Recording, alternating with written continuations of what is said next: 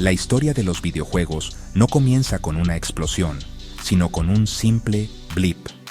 Fue un sonido que resonó en los rincones de los salones de juegos con poca luz y bares con humo a principios de los 1970.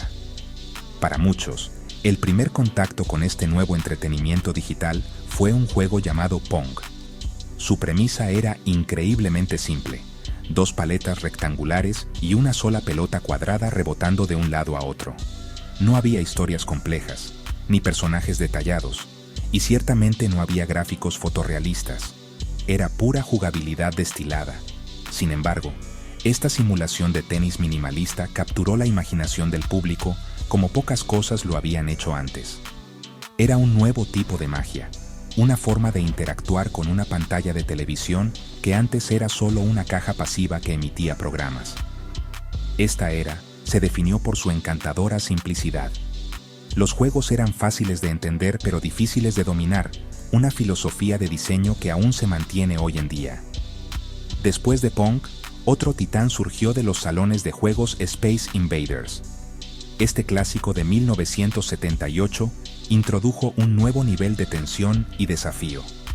Los jugadores controlaban un cañón láser en la parte inferior de la pantalla, encargado de derribar filas de alienígenas que descendían. Los alienígenas marchaban implacablemente hacia abajo, su movimiento acelerándose a medida que disminuían sus números. El rítmico golpeteo, similar a un latido de su marcha, se convirtió en un sonido icónico, un latido digital que señalaba la inminente perdición. Era más que un juego. Era una lucha primal por la supervivencia contra una horda pixelada. Estos primeros pioneros sentaron las bases de toda la industria que seguiría. Demostraron que existía un mercado enorme e inexplorado para el entretenimiento electrónico interactivo. La tecnología era rudimentaria, basada en circuitos básicos y pantallas monocromáticas. Los programadores tenían que ser increíblemente ingeniosos, exprimiendo hasta la última gota de rendimiento del hardware limitado para crear experiencias atractivas. No solo estaban escribiendo código, estaban inventando un nuevo lenguaje de diversión. Juegos como Pac-Man, con su héroe que se arrastraba por laberintos y esquivaba fantasmas, introdujeron el concepto de personajes y mascotas, creando una conexión con los jugadores que iba más allá de solo puntuaciones altas. El éxito de estas leyendas de los salones de juegos fue monumental, convirtiendo pequeñas empresas en gigantes y demostrando que los videojuegos no eran una moda pasajera.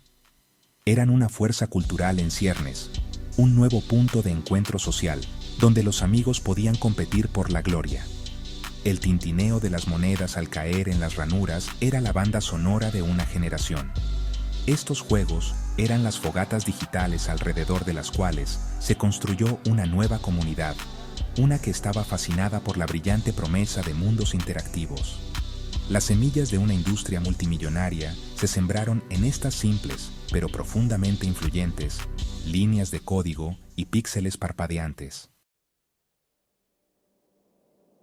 El siguiente paso natural, después del dominio de las salas de arcade, fue llevar la experiencia a casa. Aunque existían algunos sistemas caseros primitivos, fue el Atari 2600, lanzado en 1977, el que realmente encendió el mercado de las consolas caseras. De repente, ya no necesitabas un bolsillo lleno de monedas para jugar. La magia de la sala de arcade podía experimentarse desde la comodidad del sofá de tu sala. El Atari 2600, con su icónico panel de madera y su joystick robusto, se convirtió en un elemento fijo en los hogares de todo el mundo. Ofrecía una biblioteca de cartuchos intercambiables, un concepto revolucionario que significaba que tus posibilidades de juego no se limitaban a un solo título incorporado. Fue la puerta de entrada a una nueva dimensión de entretenimiento familiar. El Atari 2600 trajo versiones simplificadas de éxitos de arcade como Space Invaders y Asteroids al hogar, pero también fomentó sus propios clásicos únicos. Juegos como Pitfall demostraron un nuevo potencial para la aventura y la exploración, incluso con gráficos abstractos y de bloques. Los jugadores guiaban a Pitfall Harry a través de una jungla llena de troncos rodantes, cocodrilos y lianas oscilantes. Era una aventura de desplazamiento lateral que insinuaba los vastos mundos que los juegos algún día contendrían.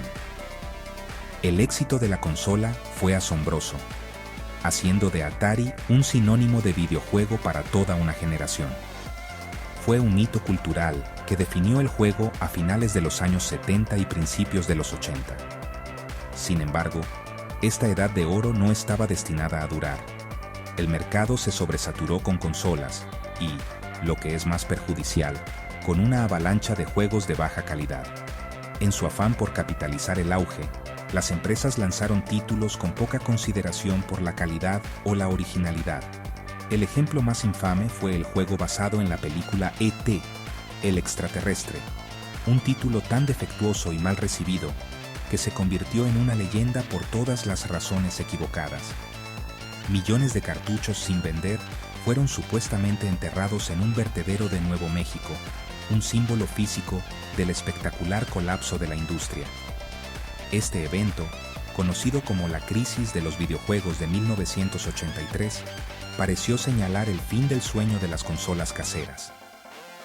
La crisis diezmó la industria en Norteamérica. Los minoristas perdieron la fe, retirando los videojuegos de sus estantes y reemplazándolos con otros juguetes. El público se volvió cauteloso, y la palabra videojuego se asoció con decepción y dinero desperdiciado. Parecía que todo el fenómeno había sido una moda pasajera después de todo. La brillante promesa de Atari se había atenuado, dejando un vacío en el mercado y una profunda incertidumbre sobre el futuro del entretenimiento interactivo. Pero de las cenizas de este colapso, un nuevo jugador de Japón se estaba preparando silenciosamente para cambiar el mundo y resucitar por sí solo a toda la industria. Justo cuando parecía que los videojuegos caseros eran cosa del pasado, una empresa japonesa conocida por fabricar naipes y juguetes entró en escena. Nintendo lanzó su Famicom en Japón en 1983 y después de un cuidadoso rediseño, la trajo a un escéptico mercado norteamericano en 1985 como el Nintendo Entertainment System, o NES. Para evitar el estigma de la caída, Nintendo comercializó inteligentemente la NES no como una consola de videojuegos, sino como un sistema de entretenimiento, completo con un juguete robótico llamado ROV, para que pareciera más un juguete sofisticado y de alta tecnología. Esta estrategia, combinada con un estricto sello de calidad para evitar juegos malos, hizo maravillas. La NES hizo más que solo vender consolas, redefinió lo que podía ser un videojuego. El título, insignia del sistema, Super Mario Bros., fue una revelación.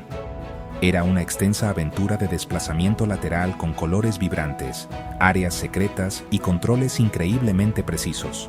Los jugadores tomaban el control de Mario, un alegre fontanero en una misión para salvar a la princesa Toadstool del malvado Bowser.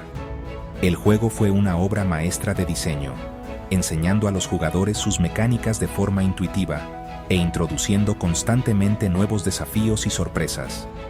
Estableció un nuevo estándar para los juegos de plataformas y convirtió a su héroe, Mario, en un ícono global más reconocible que Mickey Mouse para muchos niños. La biblioteca de NES estaba llena de títulos legendarios que se convirtieron en la base de franquicias enteras.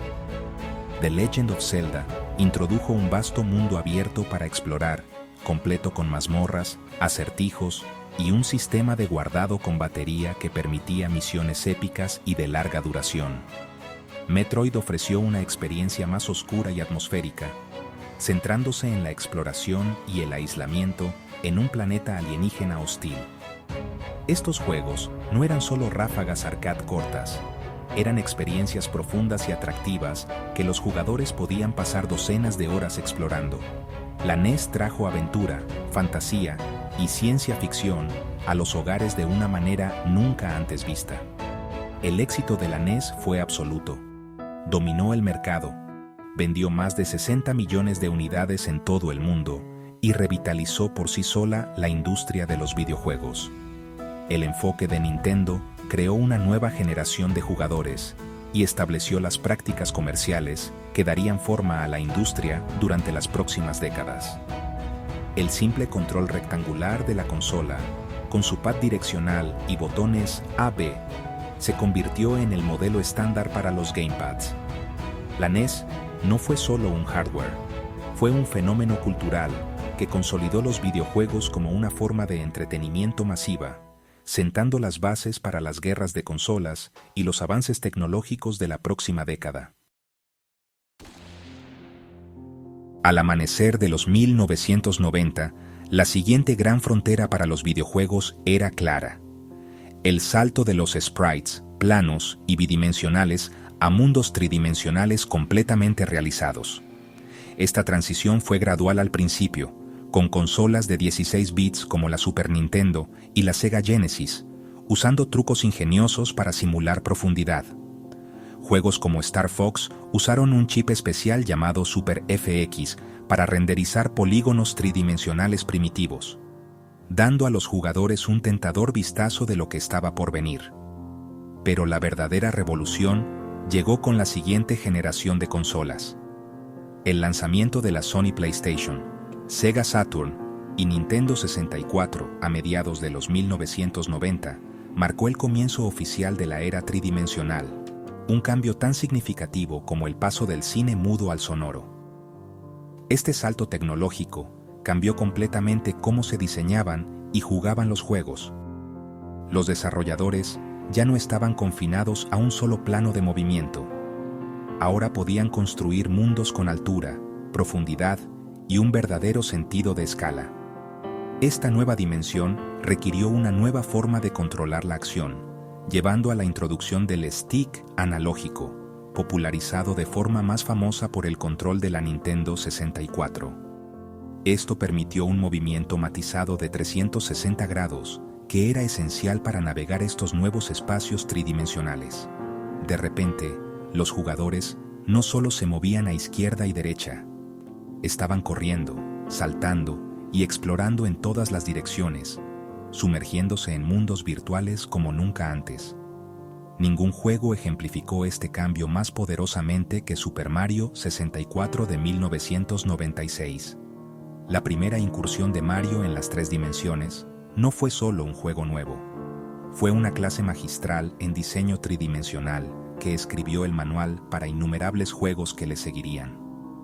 Los jugadores fueron liberados en los vastos y abiertos terrenos del castillo de la princesa Peach, libres para explorar y saltar dentro de pinturas que servían como portales a mundos imaginativos. La libertad de movimiento era impresionante. El sistema de cámara del juego y el conjunto de movimientos acrobáticos de Mario se convirtieron en el estándar contra el cual se medirían todos los demás juegos de plataformas tridimensionales. Demostró que las 3 dimensiones no eran solo un truco gráfico, sino una herramienta para crear una jugabilidad más profunda, más expresiva y más inmersiva. Simultáneamente, en la PC, juegos como Doom y Quake fueron pioneros en el género de disparos en primera persona en 3 dimensiones.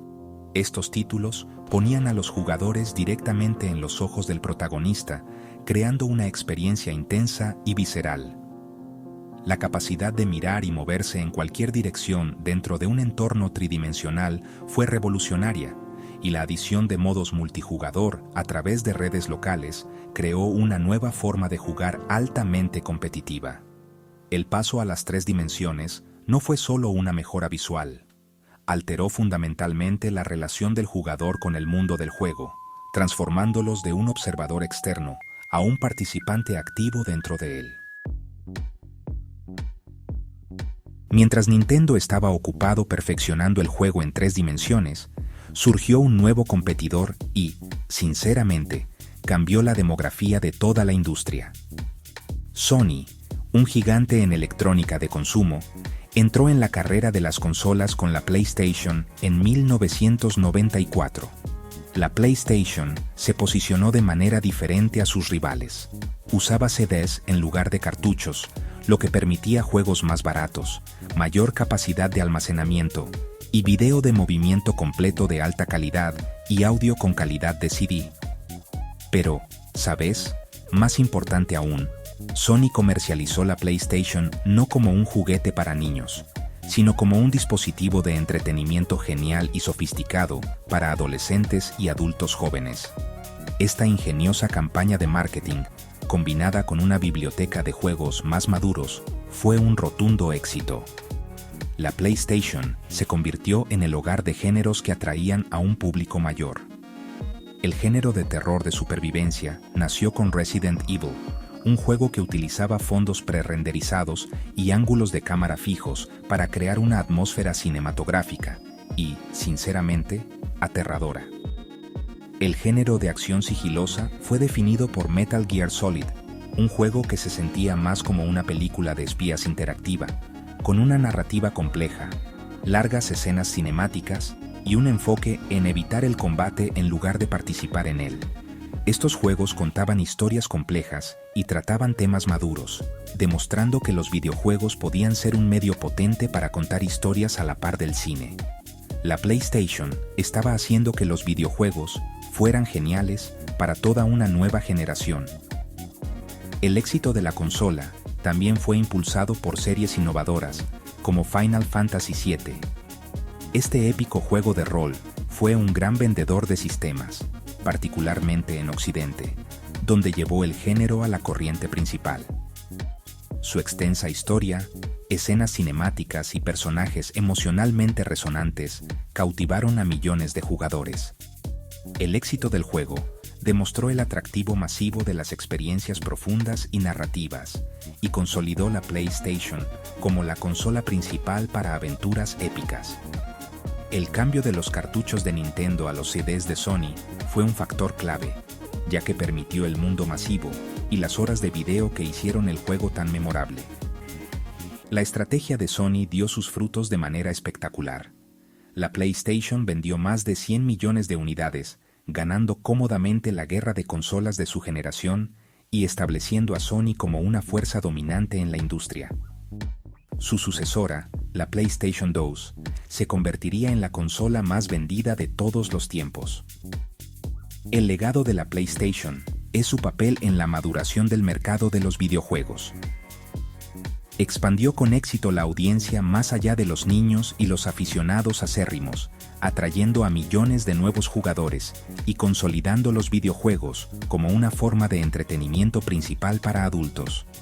Demostró que los juegos podían ser oscuros, complejos, cinematográficos y profundamente conmovedores. El nuevo milenio trajo consigo el siguiente gran salto tecnológico: gráficos de alta definición y el auge de los juegos en línea. Microsoft, el gigante del software, se metió en la contienda con el lanzamiento del Xbox en 2001. El Xbox era una máquina potente, más poderosa que sus competidores, y venía con un disco duro incorporado y un puerto Ethernet. Estas características fueron fundamentales para la gran visión de Microsoft: hacer que los juegos multijugador en línea fueran una experiencia fluida y accesible para todos. Esta visión se hizo realidad con el lanzamiento de Xbox Live en 2002, un servicio de suscripción que estandarizó el chat de voz, las listas de amigos y el emparejamiento. La aplicación estrella para el Xbox y su servicio en línea fue Halo Combat Evolved. Este juego de disparos en primera persona fue una obra maestra que definió la consola.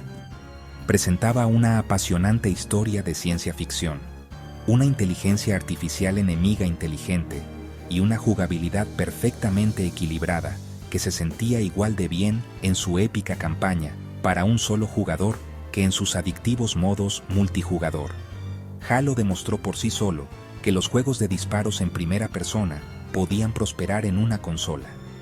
Más importante aún, su modo multijugador en línea se convirtió en la base de la comunidad de Xbox Live, creando un fenómeno de juego social donde amigos y extraños de todo el mundo podían unirse o enfrentarse en batallas épicas. Fue el nacimiento de la experiencia moderna de consola en línea.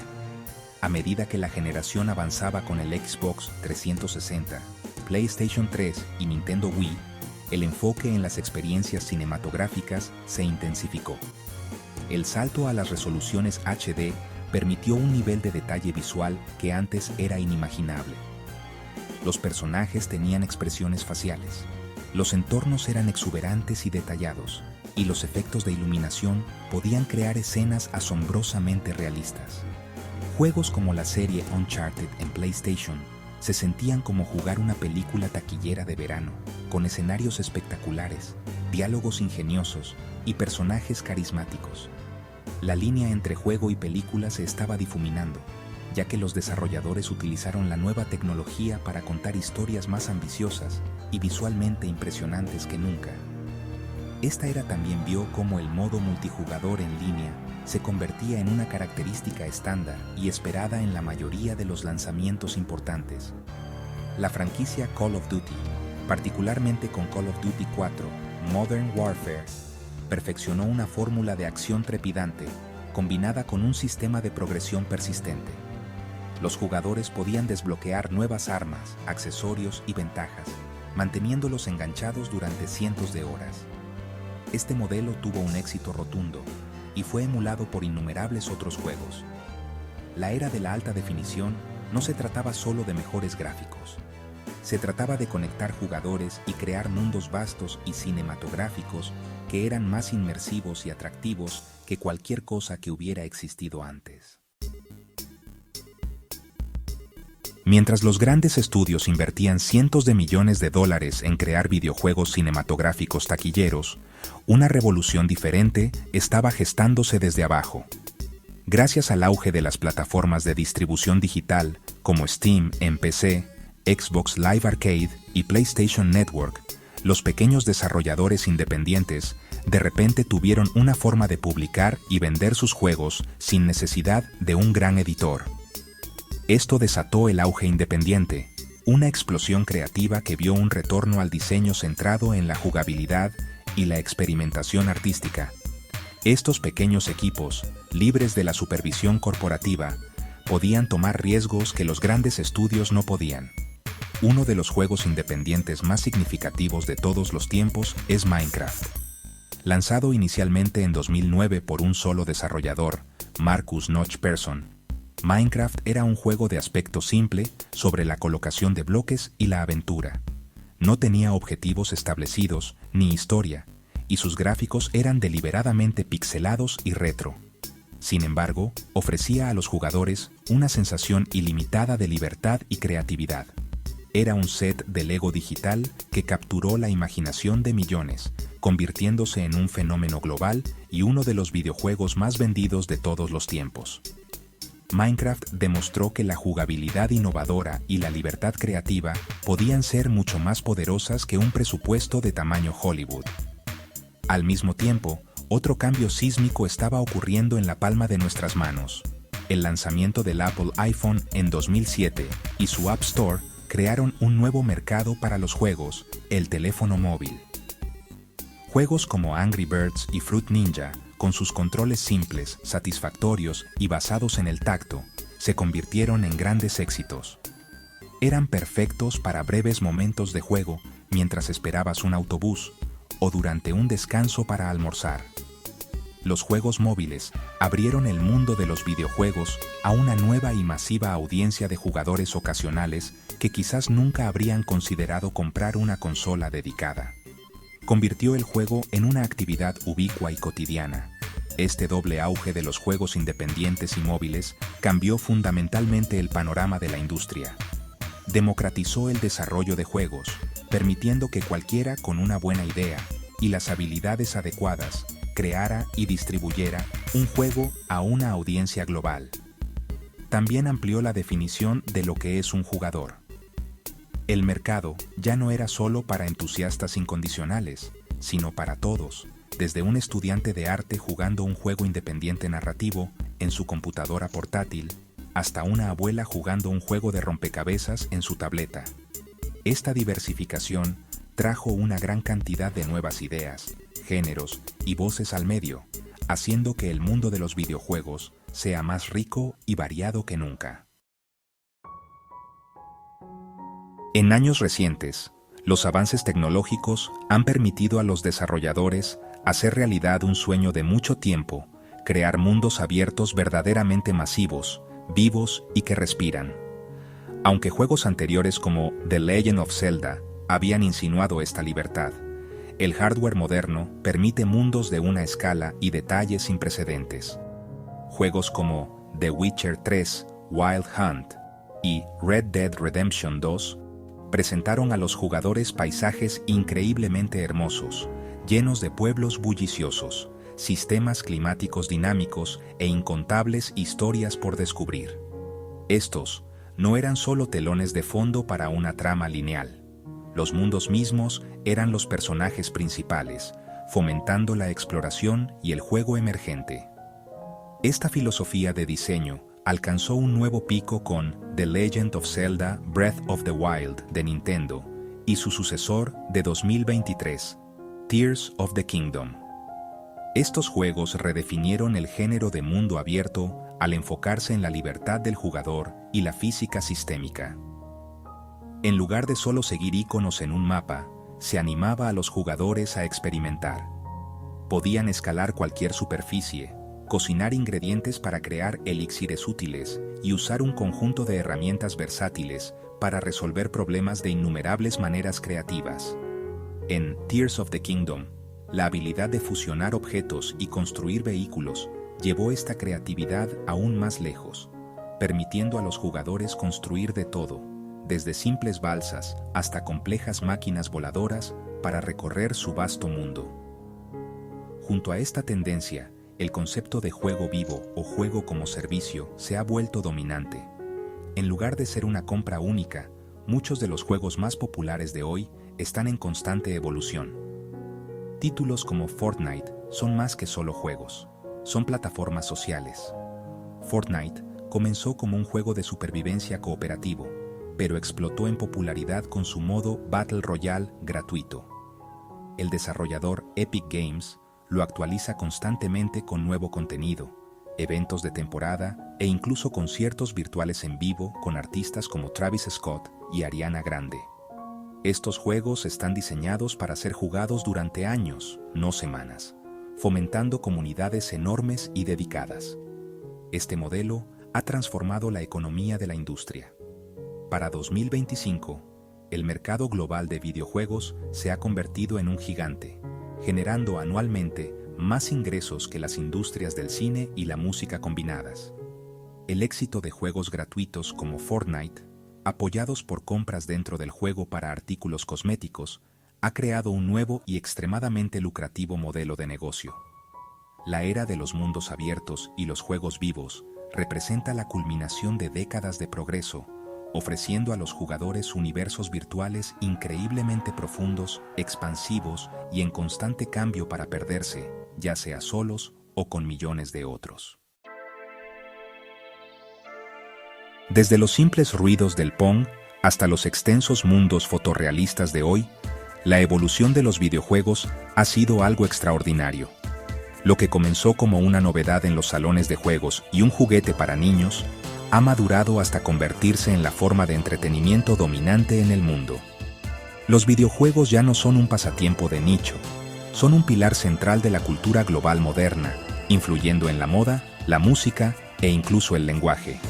Personajes como Mario, Lara Croft y Master Chief son tan reconocibles como cualquier estrella de cine. Sus historias e imágenes aparecen en películas, programas de televisión y productos en todo el mundo. El impacto de los videojuegos va mucho más allá de su poder económico. Se han convertido en potentes espacios sociales. El modo multijugador en línea ya no se trata solo de competencia, se trata de conexión.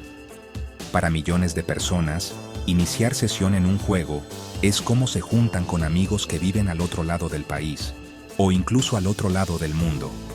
Cooperan para superar desafíos en World of Warcraft, construyen obras maestras creativas juntos en Minecraft, o simplemente charlan mientras compiten en Fortnite. En un mundo cada vez más digital, los videojuegos proporcionan un sentido vital de comunidad y experiencia compartida, forjando amistades que son tan reales como cualquiera formada en el mundo físico. Además, los videojuegos han evolucionado hasta convertirse en una forma de arte legítima y poderosa. Combinan arte visual, música, narrativa y, lo más importante, interactividad para crear experiencias que son únicas e inmersivas. Los juegos pueden evocar una amplia gama de emociones, desde la emoción de la victoria y el terror de un juego de terror, hasta la profunda tristeza del sacrificio de un personaje. Pueden enseñarnos sobre historia en Assassin's Creed, explorar ideas filosóficas complejas en Nier Automata, o simplemente proporcionar un escape hermoso y meditativo en un juego como Journey. Son un medio para contar historias y expresarse tan válido como cualquier novela o película. Mirando hacia atrás desde el 2025, está claro que los videojuegos se han entretejido en el tejido mismo de nuestra sociedad. Son un lenguaje compartido hablado por miles de millones de personas de todas las edades, orígenes y nacionalidades. Desafían nuestras mentes, nos conectan con otros y nos transportan a mundos más allá de nuestra imaginación más salvaje.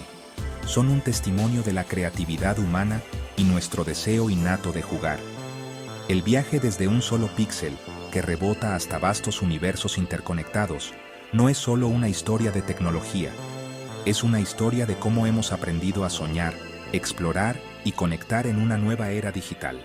El juego está, y siempre estará, en marcha.